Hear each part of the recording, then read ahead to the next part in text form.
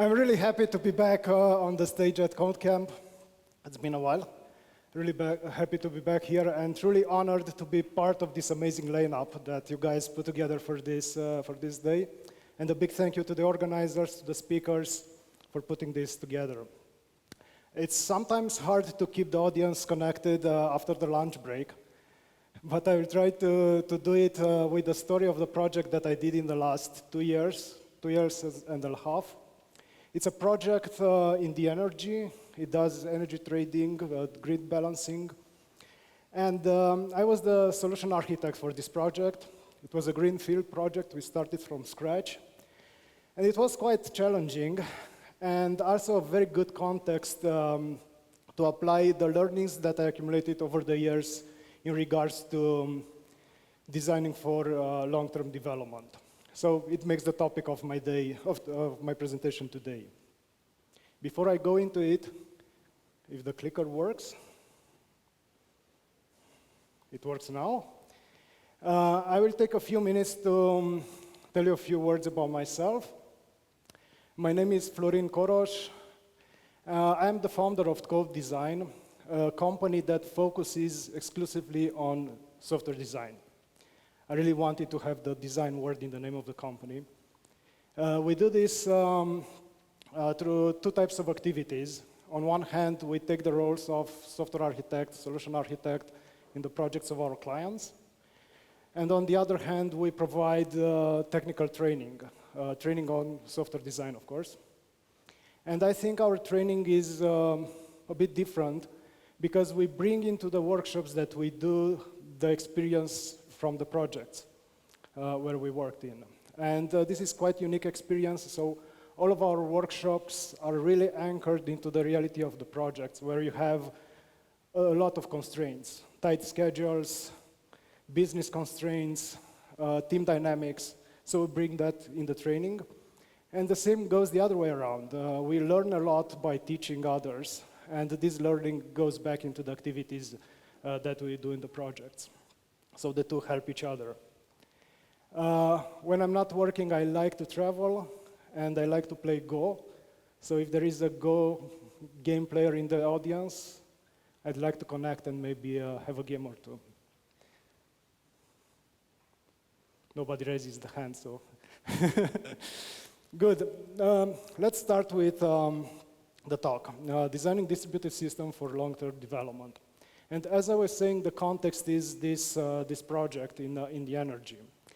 And the project, the system that we developed and launched in production plays a key role in grid balancing. You might know that the way the grid works is quite complex, and it really needs to be kept in balance. So there is in each country there is this government agency called Transmission System Operator, TSO, which constantly monitors the grid. And if they see an unbalance because maybe there is too much power produced and pushed to the grid, they will issue an activation order to their partners, balance responsible partners or energy distributors, to turn on a power plant which would consume that power, that electricity, maybe to heat some water and stuff like that. The same happens the other way around. If they notice an unbalance because there is too much consumption in the grid, they will issue an activation order for a power plant to start producing more energy. In Romania, the TSO is Transelectrica. So the system that we designed is going to be used by these balance responsible partners, and is going to be used in the western part of the Europe and in the Nordics, where the energy market is much more dynamic. And over there, as an owner or manager of power plants, you can even participate in these grid balancing energy markets, meaning that you could place a bid in which you say, tomorrow in this time interval, I could be available to get activated, to produce or consume power, and I want this amount of money for this availability. And if you will actually activate me, then I will charge extra with this amount for the power that I'm producing or consuming. So the system that we build enables this. It will integrate with the TSO from different countries. Then it will allow this bidding process to happen. It will integrate with the systems which actually control the power plants. So the system controls critical infrastructure. It also has to integrate with power exchanges, so it allows trading energy on the regular energy markets, because maybe you didn't get a bid on the TSO product and you would want to sell that energy elsewhere. So there is a lot of complexity and integration in behind. And as I was saying, we were starting this project from scratch with that huge whiteboard, blank whiteboard. And we started to look at the stakeholders and to try to identify the requirements. And one of the first requirements was be resilient.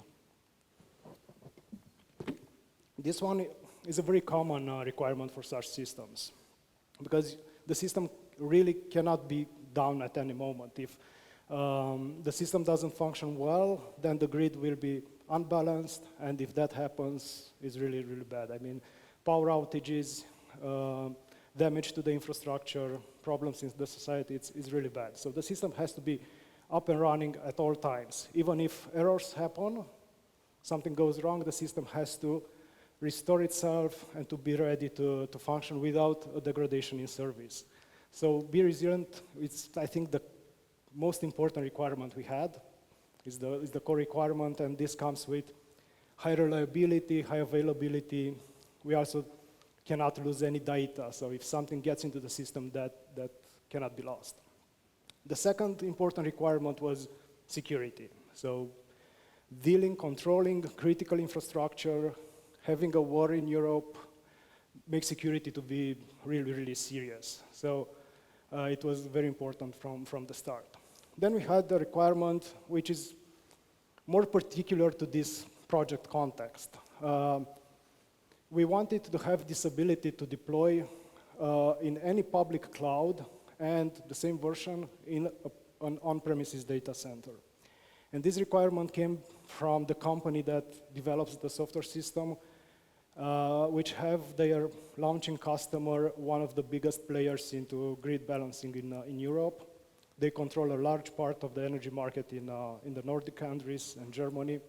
And these guys wanted the system to be deployed on their own data centers for compliance with all the regulations and security policies and so on. But the owner of the system wanted to be able to sell the product to smaller players through some software as a service offerings. So they were interested to be able to host it in a public cloud as well. And then we have things like granular deployments. So you really don't want to have a huge impact when you release a new version which extends the system. So we wanted to be able to upgrade piece by piece. And some more. When you start to approach to design a solution for such a system, it's not only about the technical side of things. I would even argue that the technical part might be the easiest. If we take them one by one, you'll see that the solutions are not that far-reach. I mean, be resilient, high reliability, high availability. You solve this with redundancy. You have redundant compute, redundant storage, you're good. Then security, okay, you encrypt everything, data at transit, data at rest, build security in layers, we're good. Deploy in any cloud, you just go for the common denominator. For us, it was Kubernetes, and you don't take dependencies to cloud services, and you're good. Granular deployments, that you need a distributed system, backwards compatibility between the contracts, you're good to go. But you also need to take into account all the other trade-offs, like schedule versus cost. Then how you enable, how you organize the work in a way so you have more parallel work without increasing the complexity too much. You need to be able to work in parallel to meet a deadline or to achieve some milestones. But when you parallelize the work too much, you get too much complexity. You need to deal with scaling the team and all kinds of constraints like this. So it's really like trying to look on all the activities that you need to do, think about the dependencies between them, end up with a dependency graph, and try to figure out a schedule basically to design the project execution. And part of this is also the topic that I'm going to focus on, like the long-term development. How do you design for this thing? And I'd say that a project should be designed for long-term development if it has these two characteristics. On one hand, you want to go in production with some meaningful functionality that brings business value. And you cannot wait for too long for this to happen. So in our case, it was 18 months, but it can be around these two numbers, 10 to 18 months, until you go in production with the first version. And then you think it's going to be years, more than 3 years, where you keep enhancing the system capabilities with new features, or at least the ones that you know at this point. So you really need to design for this. You cannot just hope things will turn out to be good. And there are a few challenges which derive from here, like how do you make a trade-off between how much you invest in the foundation, which allows you to sustain the project for the long term, versus deliver features so you meet the first go-live milestone. Then there is a lot about team dynamics, how do you structure the team, how do you grow the team. In the beginning, you would want to have a very high speed of development. So you need a structure that favors speed. You can get a lot of things done. But then you reach this point where you very fast, you need to scale up the team to have maybe 2 development teams or 3 development teams, and you need a structure to support this. So you need to think of a plan on how to do this. There are 2 aspects which I think are important regarding the team. On one hand, there is the team volatility. That's like people leaving the team and others joining. And I think I always have been working in this kind of environments. You might remember in Cluj a few years back, you could just go across the street to the neighbor company, get a new job over there, and maybe get a few €100 to your paycheck. The labor market permitted it, so why not take the opportunity? What this made was to have a high volatility in the teams. So you really need to have something that stays in the project even if people go. And that's something usually is a structure, some conventions, patterns on how we are working in this project. And this becomes even more important if you're looking at the development that spans over years. The other thing is, how do you grow the team? How do you go from 2 or 3 developers to maybe 2 parallel teams which work together? And when you're planning for this, it's really important to have in mind the correct model on how you're going to progress with this project. And this brings me to a slide that I've taken from one of my training. It basically shows the correct evolution of a software project. So, because I think it's important to have the correct model in mind. It's inspired from an article by Martin Fowler. And if you could plot on time and on the y-axis the cumulative functionality, the shape of the project should be like this shallow S, like an S which is really, really stretched. And basically at the beginning, I will use this pointer, maybe it's a little bit more visible. At the beginning, you would have a very slow speed of delivering features. And that would grow as you progress into the project until you reach this phase, which is a really nice place to be because the productivity that your team has is almost linear, almost like a linear function. It gives you a lot of predictability. And if you don't have this model, if you're using like a wrong model, like the one on the black line, like here, and many times we are tempted to just take features from the board and just implementing them. Indeed, you would deliver functionalities faster, but you're going to go on the red line here, which will make you to reach a phase in the project where your productivity will be close to zero. And usually that happens before you're reaching the completion phase. It's a really bad place to be. Now, if we take this into the context of long-term development, I think the go-live moment comes a little bit after the design payoff point. So which makes the first phase of the project to be really important. And that's where you invest a lot in a foundation that allows you to go for the long run, and at the same time to deliver what you need for the first release. Now let's see which are some of the design ideas that I have used to implement or to address these challenges. And it all starts from this, from a modular system. You all want to implement this. Every developer, when designs software, wants to get a modular system, which is a few things which work together to produce the features of your system. It doesn't really matter what these things are. Yesterday, we were calling them classes. Then we called them components. Today, we are calling them services. Tomorrow, we're going to call them actors. It really doesn't matter. What matters is that you have a few things that work together to produce the functionality.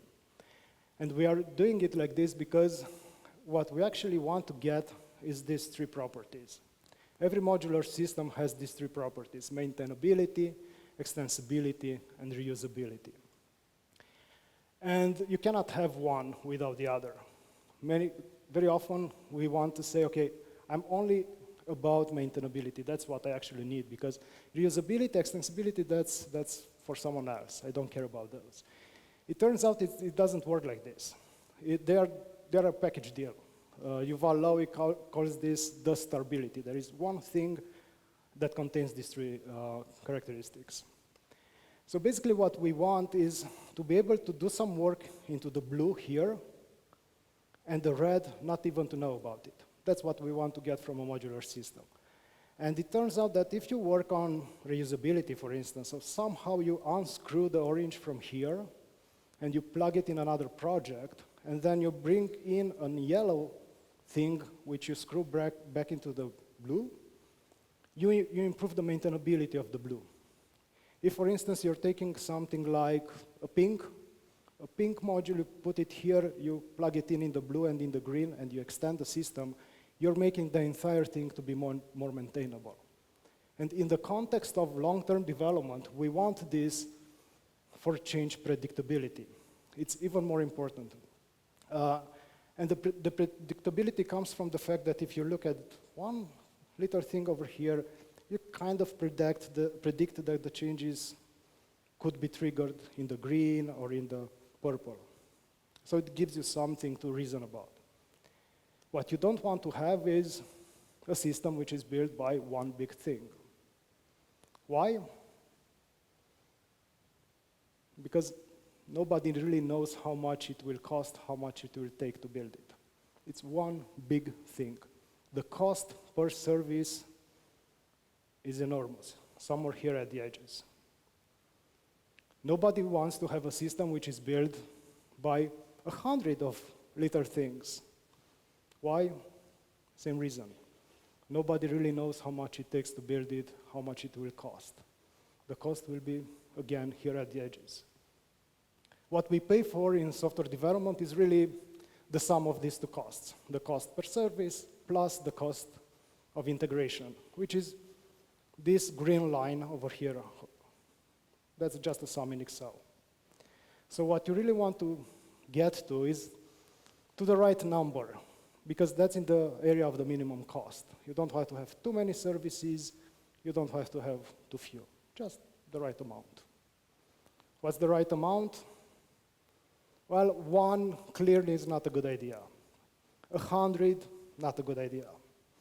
If we think in orders of magnitude, 10 seems like a good match. It can be 20, of course, that's also good. Can it be 25? Yes. Can it be 30? I don't know. It's your project.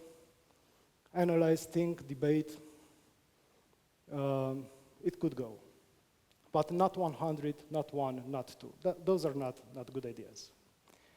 So we want to end up with this. And for this to function, just to have a modular system like this, is really important that all of the things in our system really communicate through contracts. So the contracts becomes like the key design idea or technique when you design for long-term development. Everything goes around the contracts.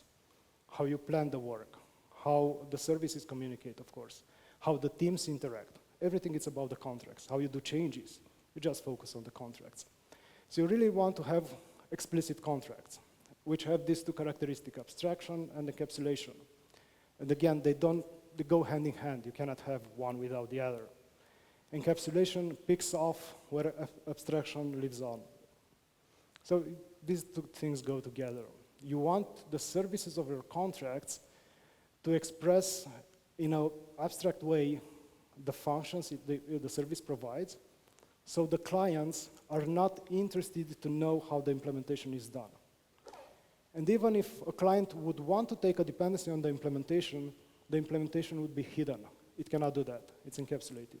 This is what you want to achieve through the contracts. So if you, I've seen other presentations of mine, what I usually do when I'm having like a core design idea in my architecture, I try to create a structure in the code to support it.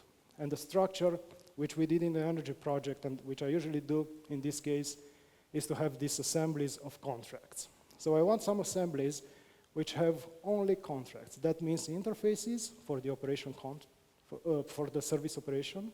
That's the operation contract, actually. Then I have DTOs, which are the input and the output parameters of the functions in these interfaces. And I have exceptions for the fault contract. And the golden rule here is that I have no logic in these assemblies. And no logic means no ifs, no fors, no whiles, no logical expression. Just code which is interfaces, DTOs. Maybe you could have some enums, but no logic at all. And this brings me to a slide from one of the most important trainings that we do, which is called Implementing Clean Architecture with Software Infrastructure. And basically in this training I teach how you can build this structure in code which will make it be very easy to write a code which follows the clean architecture principles, and at the same time it makes it very hard to write a code that doesn't follow these principles. So it's a good example on how you can create these structures under the hood. One example of such a structure would be this one. So you can see there in the middle there are the contracts. And it's really good to have behind this diagram similar mapping with the folder structure in your code, in your source code, in the GitHub repository. So you could imagine that you're having a green folder called infrastructure. And in there you put assemblies that implement the utilities. These have nothing to do with the business functionality of your system. They're just utilities. Then you have a folder, a yellow folder called contracts. Here it goes, the assemblies that have no logic. And then you have an orange folder for service 1, another orange folder for service 2. Really important that the assemblies in these two folders do not have dependencies among them. They just interact through the contracts to implement them or to consume them. You can do it like this, or as we did it in the energy project, and I'll get some examples from there as well. You could put the contracts as part of a service folder, as if the service would own those contracts. But again, the services depend only through these contracts assemblies. Now, do these need, service 1 and service 2, do they need to be microservices?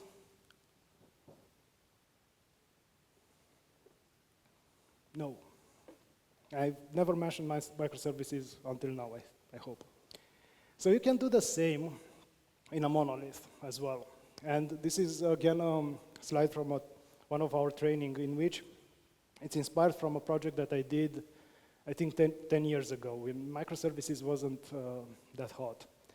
And it shows how you can design 3 services which communicate one with the other. The example is from a project in financial trading. So we have 3 services that depend on the other. And if you would package them, deploy them in the same process, they start to communicate through simple function calls. Even if you would develop them, test them in total isolation, they just have some contracts, and you implement each of them in separation as you would have microservices. Then if you take the same code without recompiling it, without doing anything on it, and just deploy it in different folders and you load them in different processes, like here on the right, the same services would start to communicate through REST or gRPC, and you could call that microservices architecture. So you could apply the same techniques to design for long-term development, even for monoliths. That's how actually those big Windows clients applications are being built, because those are quite complex. And now the contracts, coming back to our structure before, they play a very important role on how you scale up the team. Because now you're having this set of services on one part of your system and another set in another part, and they just overlap through this contracts assembly. So you can put in place some level of code ownership, and you say, okay, this team handles these services, and the other team, the red team, will handle that services. And as long as they agree on the contracts, they can develop in parallel. Now, let's take a step further and see some other design ideas which I have applied in an energy project. And a very useful thing to do is to have among your services a very similar structure. We had like about 15 services, maybe a little more. And we wanted that all of the services share a common structure. So things should be familiar if you're looking to another service from the same system. Not identical, but very much alike. And here is an example of the structure of one of our services. And you can see here a few things which we already discussed. I will just zoom a bit on it. So we have the yellow assemblies. Those are the contract assemblies. They have 2 roles. One, to separate the implementation from the contracts. And there is this one, which you might see, I'm not sure if it's visible in the back, but it has a red label. It's a bit more special. And the suffix of it is external contracts. So basically, this assembly will contain the contracts that other services would use. So other services would take a dependency on this one, or reference on this one. We are using type reuse as a pattern, and they would basically interact through this set of contracts.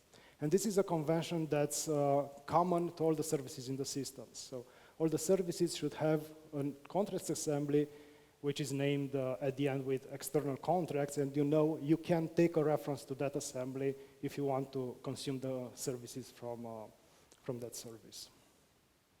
Then another thing to notice, if you're familiar with clean architecture, is that over here in the middle, there are the assemblies which are in orange and yellow. That's the code of the service, the business logic. Around it, there is a lot of green. These are the assemblies which invert the dependencies on the frameworks, the adapters. And then at the edges, there is a lot of blue. Those are the external frameworks. So this structure also supports the implementation of clean architecture in each of our services. If we take another example, this is for another service in the system. It's not identical with the first, but it's quite similar. So again, in the middle, there is yellow and orange, green and blue. There is also these external contracts over here. Another important aspect is that the boundaries that I have over here, so these things in gray, they map to the folder structure. So there is one folder for everything which is part of this service. This service is from a category, we called it core, so it's a core service. And this category of services have some utilities that are particular for the services in the core category. So there is a folder core utilities with these guys. Then there is another folder common, which contains utilities that can be used by all the services in the system. So you can come up with this level of utilities that are more specific to parts of your entire system, which again helps a lot in having some patterns on how the things are working in your system. Another good idea is to take these conventions further, meaning that the same folders conventions are reflected in the names of the assemblies. And this can then be taken further to be used in the way you're building the Docker contexts for your Docker files on how you do the build. So you would only have the context that's somehow allowed to build a certain service. Then you take the same conventions and you use them into the way you're writing your pipelines for deployment. So by using the same conventions in multiple places, you're creating a structure which will make it very hard to work in a different way as you designed it in the beginning, which again helps a lot with team volatility. I already mentioned this. It's a good idea to have categories of services. And this is more or less the categories that we had. So it's like 5 categories. We had the core services. So there was like the core functionality. I think we had around 3 or 4 services in there. Then we had the integration gateway. This was where the services that did the integration were. Like we had a service for integration with the TSO, a service for integration with the power exchange, a service for the integration with the systems that control the power plants and production consumption units, a service that would just collect data from other systems. Then we had a few, I think we had 2 external clients here. We had a web client and we have some utility services like a scheduler, messaging, and an STS for security, token security service.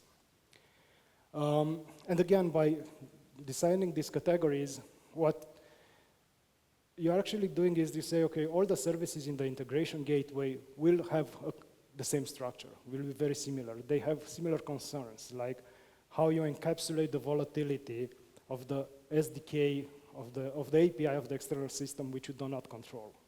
And that's pretty much the same for all the services in here.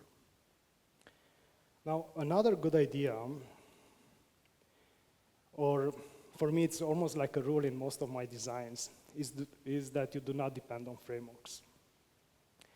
And the reason I have this rule is not because clean architecture says so, or because I'm preparing the system from the moment where you would want to change the ORM or the message bus. These changes almost never happen. You will keep the same ORM for a long time. But the reason I'm doing this is because I want 2 things, consistency and structure, and I also want to hide the complexity of the frameworks. So I'm building this layer, this green layer over here, of technical components, of utilities, which shape the frameworks very much to the needs of my application. They make the frameworks to look as if they were designed and made for my specific application needs. And by doing this, I get a lot of consistency on how all my services will use those frameworks. It's going to be the same, how we do data access is going to be the same in all of our services. And you get a lot of structure as well. So one good example of this, which comes from the same training that I mentioned before, are the data access and the application boot. These are 2 assemblies, 2 building blocks in my infrastructures, which play a key role in creating this consistency and structure. The data access is just a wrapper on top of entity framework, which gives an API that's very much controllable by you on how you want to do data access in this system. Then this is an example from the other category, how you hide the complexity of external frameworks. And how many of you use RabbitMQ? Quite a few people. Kafka? Pretty much the same amount, I mean. So the same goes with Event Hub or other message buses. They bring a lot of complexity. We are using RabbitMQ in our project. And with RabbitMQ, you have exchanges. So it brings a lot of concepts. You need to understand what an exchange is. An exchange may have 4 types: fan-out, topic, headers.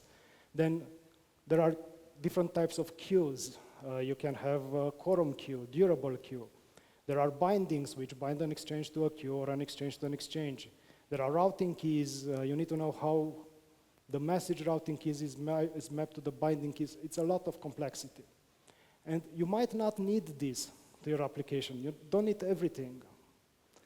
For instance, in our case, we just needed events and commands for fire and forget. We didn't need request-reply commands. Because by design, our system, once you send a command to any service, the service is responsible to execute the command no matter what. It cannot lose the data, it will execute it.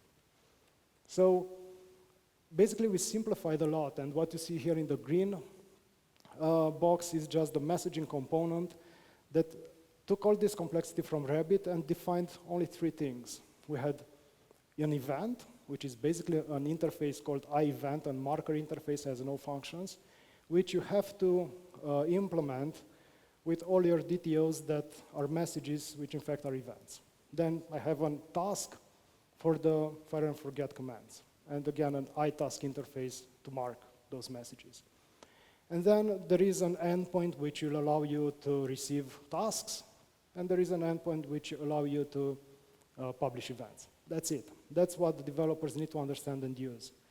So it simplifies a lot the complexity that Rabbit would bring, and then this complexity doesn't get spread through all of my services. And this again pays a lot on the long run. Now,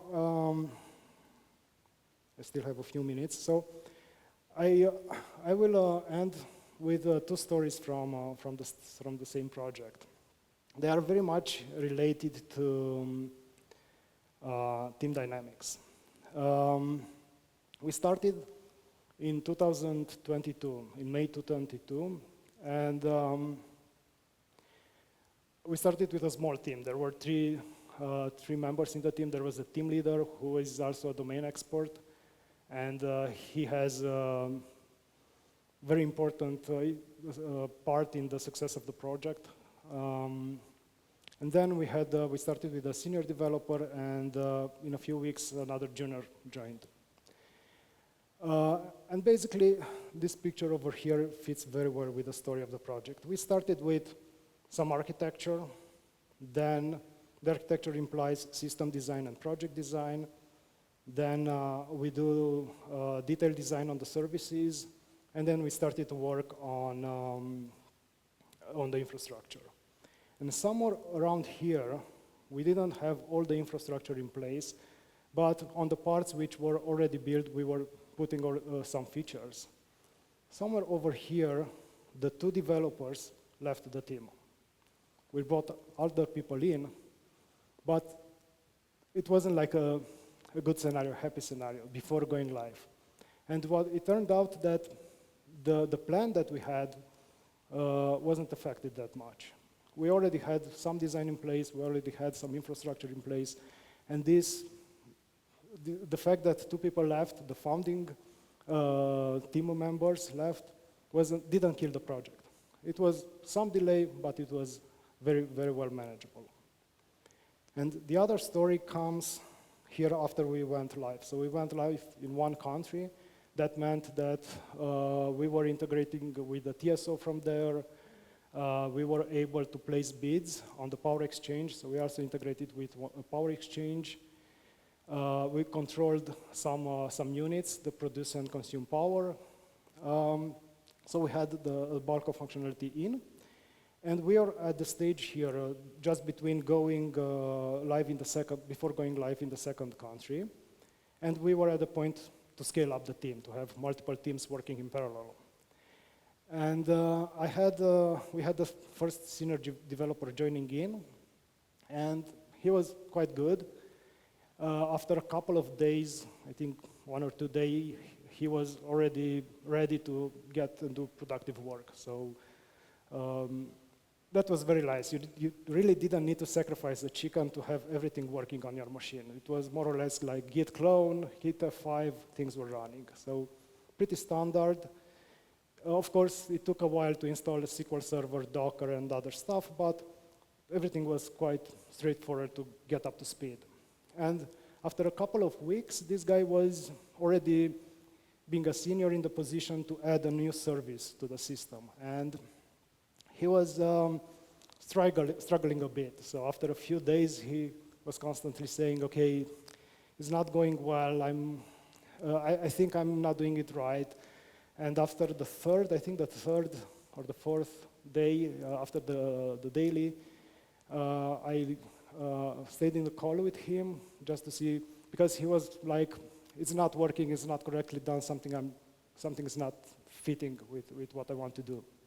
It's something really special that I need to do. So we had a chat, and I remember very well the conversation because I was in the car. Actually, I had the daily in the car, and he was just explaining what he tried to do and said, look, I want to store some data in the SQL service, in the SQL server. And I cannot take a reference to the utility that does data access with a SQL server. Finally, I got it running on my machine because I made a reference to that assembly, and that worked yesterday, but then when I wanted to make the build on the continuous integration, it didn't build. And yesterday, all day, I spent it on figuring that out, and I noticed that the Docker context didn't have the source code of that utility, so it couldn't build. I fixed that as well. It works on my machine, but it doesn't work on the continuous integration server. And I'm pretty sure that I can fix it there as well, but then the pipelines won't make it running because the connection string will not be taken from the vault and so on. And I said, okay, what kind of data do you want? What do you want to do? What's the service about? In which category is it? It's in the integration category. And basically what I need with this service is to collect some currency exchange rates, to combine it with a weather forecast and give some better forecasts for the bids. So I just need to collect some data and save it. And I said, okay, but do you need a relational database for this? Are you going to make a lot of updates and inserts, so the data integrity is important? No, it's just I need it to store. Okay, then a document database might be enough. Yes, the document database fits perfectly because the structure of the data is not that relevant. Okay, but look, in the integration category, we have this utility for MongoDB. Why not create a MongoDB and use it? And then at the end of the day, we had another call, and he was like, now I really appreciate the structure that we have because it prevents you to going on the wrong path. And I think this was one of the biggest satisfactions I had in this project, to see that the structure that we have built for a year or so, it was really, really useful. Going live was also good, but that was the merit of the team. I take more pride in the structure and in the design. And with this story, I conclude my presentation. If you have questions, I'm happy to take them.